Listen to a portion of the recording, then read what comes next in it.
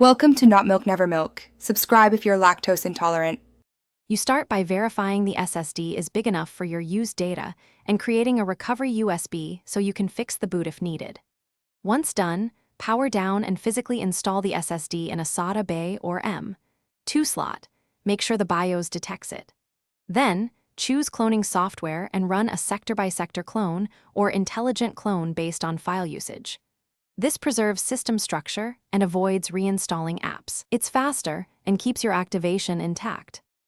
Once cloning starts, pick the option that copies EFI, recovery, and the OS partition so Windows can boot from the new disk. While cloning, you may need to convert the SSD to GPT for UEFI systems.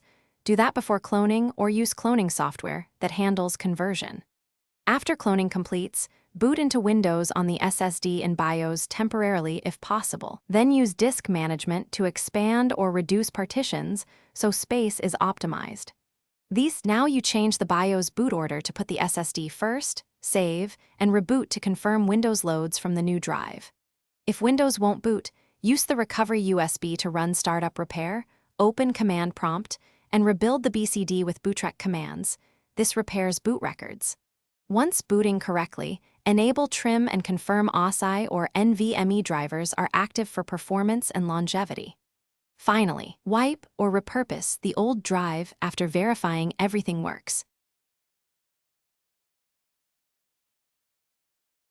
Thanks for watching. If this was helpful, leave a like and consider subscribing. See you next time.